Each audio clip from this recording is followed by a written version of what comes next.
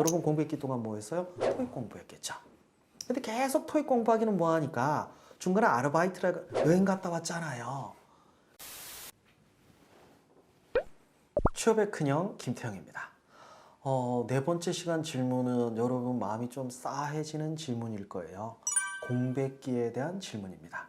공백기 동안 뭐 했습니까? 라고 그냥 궁금해서 물었던 거예요. 왜냐하면 서류를 보면 여러분들의 서류에 졸업 연도가 있고 지금 지원한 연도가 있으면 중간에 비는 시간이 있잖아요. 그리고 서류에 보면은 학교 다닐 때 휴학을 했던 경우도 있고 그게 눈에 보이는데 미안한 얘기 좀 할게요. 제가 봐도 그게 먼저 보여요. 궁금해서 물어본 거예요. 근데 이 질문으로 오해를 합니다. 너 왜 공백기 가졌어? 너 중간에 공백기 있는 사람 아니야?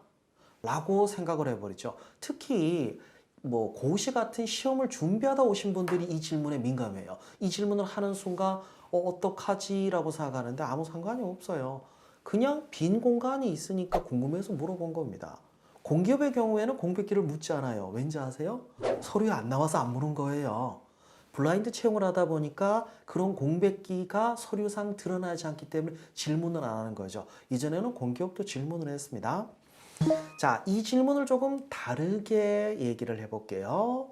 여러분이 가지고 있는 목표를 달성하기 위해서 여러분들은 어떤 노력을 그 공백기 동안 했습니까? 갑자기 생각 안 나죠?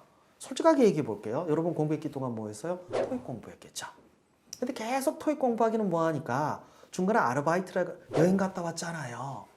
그 뭐야? 여러분들이 휴학을 했던 가장 큰 이유는 뭐예요? 남들 하니까. 사실 구체적인 목표를 가지고 있었던 건 토익 점수 올리는 거 말고 자격증 하나 따는 거 말고는 없었을 거예요. 그리고 여러분들이 뭐 다른 시험을 준비했다고 합시다. 근데 그 시험 떨어지면 어떡할 거예요? 떨어진 게 문제가 아니라니까. 제가 봤던 학생 중에서 가장 저도 자신이 없었던 학생 한 명 얘기를 할게요. 이 친구가 처음 들어왔을 때부터 음살했어요. 어깨가 이렇게 처져 있었어요. 얼굴이 좀 시커매요. 얘기를 해보니까 회계사 준비를 3년을 했대요. 3년을 하고 저를 찾아왔다는 얘기는 뭡니까? 시험 떨어졌다는 얘기죠. 3년이라는 공백기가 분명히 있습니다. 이 친구가 3년 동안 얻은 게 뭐냐면 굽은 어깨, 어두운 얼굴빛이었죠. 이 친구가 할 수 있는 최선을 한 게 뭐냐면 이 친구가 지원했던 기업이 유독히 질문 유형이 상황 면접이었어요. 뭐냐면 일정 상황을 제시하고 이 상황을 어떻게 해결할 것인가 이 질문들 위주로 나와서 거기에 대해서 제가 정말 열심히 도와줬어요. 합격을 해버린 거예요. 저도 당황했습니다.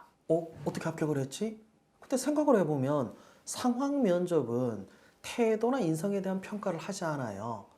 정확한 답, 모범 답안은 아니라 하더라도 구체적인 방법이 제시가 되는 게 중요한데 제가 열심히 피드백을 단 게 효과가 있었던 거죠. 물론 이 친구가 열심히 했던 게 먼저였고 이 친구의 굽은 어깨, 어두운 거 아무 상관이 없던 거예요.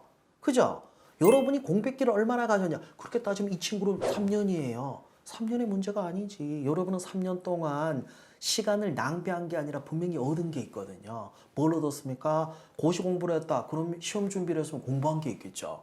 그리고 3년이라는 시간 동안 여러분 자신에 대해서 돌이켜본 그럼 가치관이 있을 거 아니에요. 이걸 제시하면 돼요. 공백기의 문제는 없어요.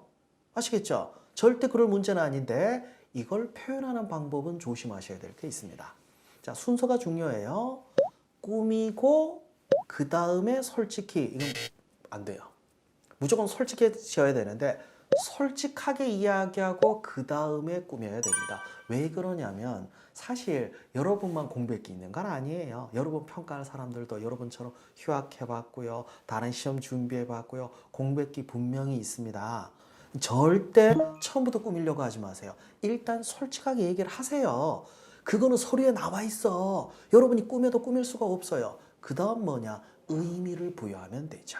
솔직하게 그리고 의미 있게 이렇게 제시하시면 그걸로 됐어요. 아니 그래도 공백기에 뭐라도 안 했잖아요. 꾸미지 말라니까. 그게 꾸며서 통할 수가 없는 게 여러분이 한 게 거기까지예요. 팩트가 있는 게 꾸며져야지 팩트 없는 걸 꾸밀 수는 없습니다. 여러분 평가할 사람들이 여러분의 머리 꼭대기에 있죠. 그리고 잊지 마세요. 생각보다 그분들이 여러분에게 많은 걸 요구하진 않아요. 공백기는 여러분의 약점이 아닙니다. 자신감을 가지셨으면 합니다. 여기까지 정리해봤습니다. 자, 해커스잡 유튜브 아직도 잊지 않으셨죠? 좋아요, 구독 꼭 체크해주세요. 감사합니다.